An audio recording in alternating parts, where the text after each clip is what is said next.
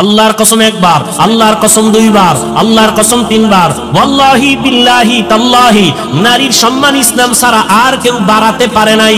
সব ধর্ম খুঁজো, সব ধর্মের ভেতরে নারীদের উপরে জুলুম করা হয়েছে, একমাত্র নারীদের সম্মান আর ইজ্জত দিয়েছে ইসলাম। মহিলা সবার কাছে বলে, জানোনি আমার ছেলে আজ পাগড়ি নিয়েছে, কোরআনের হাফেজ হয়েছে। বাবাই সবার কাছে আনন্দ করে, আমার ছেলে আজ হাফেজে কোরআন। এরে আম্মা জানেরা, আপনাদের জীবনটা তো ধন্য। আপনারা খাদিজা রাদিয়াল্লাহু তাআলা আনহার মতোই তো নারী বড় দামি, আয়েশা রাদিয়াল্লাহু আনহার মতো দামি নারী, ফাতেমা রাদিয়াল্লাহু আনহার মতো দামি নারী। আপনাদের সম্মান কত? কিয়ামতের ময়দানে কোটি কোটি কোটি কোটি মানুষের সামনে আল্লাহ যখন জিজ্ঞাসা করেই ফেলেন, যদি ও হাজারো কোটি মানুষের মাঝে আমি একজন ব্যক্তিকে দেখতে চাই, আমার মুহাম্মদ, আমার প্রিয় নবী, তার হাতে হাত লাগাইয়া প্রথম কালেমাটা কে পড়েছো, ওই ব্যক্তিটাকে আজ আমি হাসরের মাঠে পুরস্কার দিব। দুনিয়ার কোন পুরুষ দাঁড়াতে পারবে না, একজন নারী দাঁড়াইয়া যাবেন, দাঁড়াইয়া বলবেন, ও দয়ার মালিক, আপনার বন্ধুর হাতে প্রথম কালেমাওয়ালা আমি নারী, একজন খাদিজা রাদিয়াল্লাহু আনহা। আল্লাহ যদি বলে ফেলেন কিয়ামতের ময়দানে, আমার দ্বীন ইসলামের জন্য জীবন দিতে গিয়া প্রথম শহীদ কে হয়েছে, গলা কাটা শহীদ, একজন পুরুষও দাঁড়াতে পারবে না, একজন নারী দাঁড়ায় বলবেন, হে মালিক, আপনার দ্বীন জিন্দা করার জন্য আমি শহীদ হয়ে রক্ত ঝরাইছি, আমি একজন নারী, সুমাইয়া রাদিয়াল্লাহু আনহা। নারীদের সম্মান আল্লাহ এত দিছেন, তোমরা কমানোর জন্য আন্দোলন করো। যারা বলে ইসলাম নারীর অধিকার দেয় নাই, এরা লম্পট, চরিত্রহীন, ইসলামের দুশমন। এরে আম্মা জানেরা, এত ধন্য মা আপনারা। এই দুনিয়া একজন বড় আল্লাহর দুশমন ফেরাউনের নাম জানেননি? ফেরাউনের স্ত্রীর নাম কি? এত বড় বেঈমান ফিরআউন, তার ঘরে থাইকা আসিয়া আল্লাহর এত পেয়ারা হয়ে গেলেন। রহমতের নবী বলেন, কিয়ামতের দিন আমি মুহাম্মদের সাথে আসিয়ার সাথে বিবাহ হবে। সুবহানাল্লাহ। কেমন ধন্য নারী, এত বড় বেঈমান ফেরাউনের ঘরে থেকে আসিয়া আল্লাহর এত পেয়ারা হয়ে গেলেন। নবী বলেন, কিয়ামতের দিন আসিয়ার সাথে আমি মুহাম্মদের বিবাহ হবে।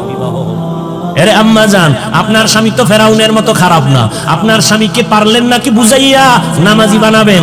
আপনার স্বামীটারে যদি বুঝাইতেন, ও স্বামী আমার, বাবা মায়ের কষ্টের জীবন সারিয়া আজ তোমার ঘরে আসি, না খাইয়া থাকলেও আসি, খাইয়া থাকলেও আসি, তবে তোমার কাছে আমার জীবনের দাবি, তুমি কামাই রুজি যা করো, একটা জীবনের দাবি, হে স্বামী, হারাম কামাই করে ঘরের মধ্যে আনবা না, হারাম খাইয়া নিজের রক্ত নাপাক করব না, হারাম খাইয়া সন্তানের রক্ত নাপাক করব না।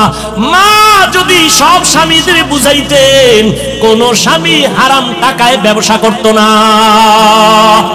আল্লাহর ভয়, তাকওয়া আল্লাহর মহা একটা সম্পদ, যার অন্তরে ঢুকবে সে বিনা হিসাবে জান্নাতি। কার ভয়? আল্লাহর ভয়। এরে আম্মা জানেরা, কয়দিন আর বাহাদুরি, মইরা গেলে কেউ নামও নিবে না। হ্যাঁ, ভালো ছেলে যদি রাইখা যান, তাহলে ওই ছেলের কারণে আপনিও দোয়া পাবেন। আর যদি ভালো ছেলে না রাখেন, দুনিয়ার কেউ আপনাকে চিনবে না, জানবে না। এরে আম্মা জানেরা, আপনার মতো কত মা এখনো আছে, পর্দা করে, হালাল ভাবে চলে, স্বামীর মাল খেয়ানত করে না, মোবাইলে সময় নষ্ট করে না। আপনি কেন পারবেন না? তওবা করে নেন। ও আমার কলিজার যুবক বাবারা, এখনো সময় আছে, মনটাকে বুঝাইয়া তওবা করো। তোমার মতো যুবক স্কুল কলেজে পড়ে, নামাজি, অভাব নাই, তুমি কেন পারবা না? মনে মনে আল্লাহকে ডাকো, হে মালিক, জীবনে মনের চাহিদা পূরণ করতে গিয়া কত দাড়ি কাটলাম, কত নামাজ ছাড়লাম, বেপরদায় চললাম, কত পার্কে পার্কে ঘুরলাম। আজ থেকে তওবা করতে চাই, আর দাড়ি কাটবো না, বেপরদায় চলবো না, মা বাবার সাথে বেয়াদবি করবো না, নবীজির আদর্শ মানিয়া চলবো, উলামায়ে কেরামের পরামর্শ নিয়ে চলবো, শিক্ষকের দোয়া নিয়ে চলবো। আল্লাহর কাছে খাঁটি মনে যদি তওবা করতে পারো, তুমি ডাক্তার হলেও তোমার জীবনটা ধন্য হয়ে যাবে, ইঞ্জিনিয়ার হলেও তোমার জীবন ধন্য, তুমি প্রফেসর হলেও তোমার জীবনটা বড় ধন্য হবে। ও বৃদ্ধ বাবাজি, আপনার মতো কত বাবারা মসজিদে গিয়া 5 বেলার নামাজ আদায় করে, আপনি কেন পারবেন না? আল্লাহর ধরা বড় কঠিন, আপনি ভুলে গেলে চলবে না। আল্লাহর কাছে এখনো সময় আছে, তওবা করে নেন। আল্লাহ পাক রব্বুল আলামিন কত যে দয়াময়, আবার তেমনি ভয়ঙ্কর। রহমতের নবী এশার নামাজ পড়ে আম্মা জান আয়েশার হুজরায় ঘুমায়ে গেলেন। তন্দ্রাচ্ছন্ন নবী বলেন, আমি ঘুমাইলে চোখ বন্ধ থাকে, আমার অন্তর ঘুমায় না। হঠাৎ করে রাতের গভীরে আমার কানের মধ্যে শুনি কে যেন কান্না করতেছে। নবী বলেন, আমার ঘুম ভেঙে গেল, এই গভীর রাতে কে কান্না করে? রহমতের নবী বলেন, আমি উঠলাম, উঠিয়া আমি বিছানার থেকে বের হয়ে গেলাম। নজর দিয়া দেখি আমার হুজরার পাশেই তো মসজিদে নববী। নজর দিয়া দেখি আমার এক সাহাবী নামাজে দাঁড়ায় দাঁড়ায় গভীর রাতে কান্না করে। আমি রহমতের নবী হঠাৎ চমকে উঠলাম, কোন সাহাবী এই গভীর রজনীতে কাঁদে? ভালো করে নজর করে দেখি, আল্লাহর পেয়ারা সাহাবী আমার আবু বকর গভীর রজনীতে নামাজে দাঁড়ায় কান্না করে। আমি বাহিরে অপেক্ষমান, আবু বকর হাউ মাউ করে কান্না করে নামাজ শেষ করে বের হয়। আমাকে দেখে আবু বকর আতঙ্কিত হয়ে গেল।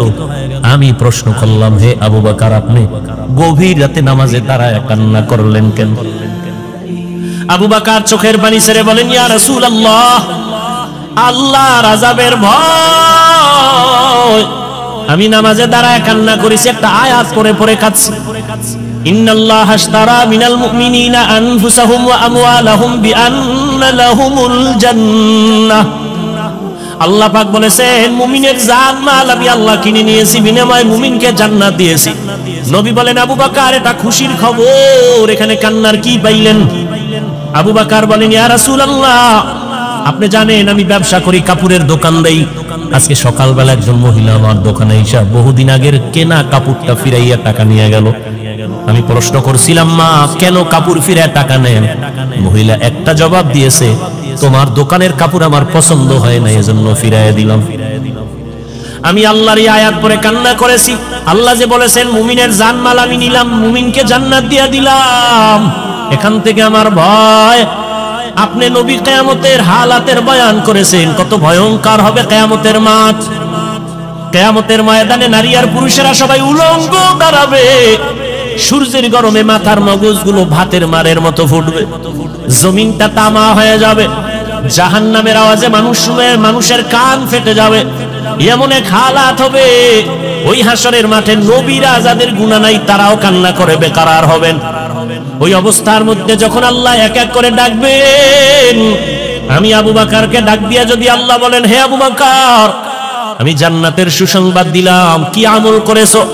আমি যদি আল্লাহর কাছে পেশ করি নামাজ, রোজা, তেলাওয়াত, ওই মহিলার মতোই যদি আল্লাহ বলেই ফেলে, ও আবু বকর, আমার জান্নাত আমাকে দেও, তোমার জানমাল নিয়ে জাহান্নামে যাও। আল্লাহ কেন বলে, যেইভাবে নামাজ পড়তে বলেছি ওইভাবে নামাজ আদায় করতে পারো নাই। আমি যেইভাবে তেলাওয়াত চাইছি ওইভাবে তেলাওয়াত তুমি আমাকে দাও নাই। আমি যেইভাবে জিকির চাইছি ওইভাবে মুহাব্বতের জিকির আমাকে দাও নাই। মানুষ দেখানো জিকির করেছো, মানুষ দেখানো নামাজ পড়েছো। তখন আল্লাহ যদি বেজার হইয়াই বসেন, আমার জাহান্নাম ছাড়া উপায় হবে না। আর হে নবী, আমি চিন্তা করে দেখলাম দুনিয়াতে সূর্যের গরম সহ্য করতে পারি না, জাহান্নামের আগুন আরো কত ভয়ঙ্কর হবে, কেমন করে সহ্য করব? এই ভয় আমি কান্না করেছি। রহমতের নবী কাঁদেন আর বলেন, আবু বকর, ওই হাসরের ময়দানের কথা যখন আমার মনে পড়ে আমিও চোখের পানি ধরে রাখতে পারি না। কিয়ামতের ময়দানে কেমন ভয়ঙ্কর অবস্থা হবে যে নবীরা কান্না শুরু করবেন। আমার উম্মতের কি হালাত হবে? এর এলাকার মুসলমান, হে যুবক ও পর্দার আড়ালের, দুনিয়াতে একটা সূর্যের গরম সহ্য করা যায় না, বেতের বাড়ি সহ্য করা যায় না, মশার কামড় সহ্য করা যায় না। গুনাহ নিয়ে কবরে গেলে জাহান্নামের আগুনের গরম, হাসরের ময়দানে আরো কত ভয়ঙ্কর আযাব। এখনো সময় আছে, তওবা করে নেন। মনে মনে আল্লাহকে বলেন, হে আল্লাহ, দুনিয়ার রং তামাশায় সময় তো কম কাটাইলাম না, মন মতো ঘুরলাম ফিরলাম, আর কয়দিন বাঁচবো জানা নাই।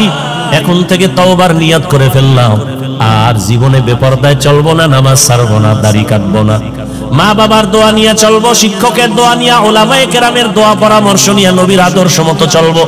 তওবা করার মতো যদি কারো অন্তর তৈরি হয়, মুনাফিকি যদি অন্তরে না থাকে, খাঁটি তওবার নিয়ত যাদের আছে, দুটো হাত আমার আল্লাহকে দেখাইয়া দাও।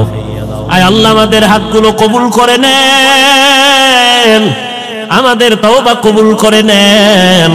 আয় আল্লাহ মরণ পর্যন্ত তওবার উপরে মজবুত হইয়া চলার মতো তৌফিক দান করেন, আমিন। আলহামদুলিল্লাহি রাব্বিল আলামিন।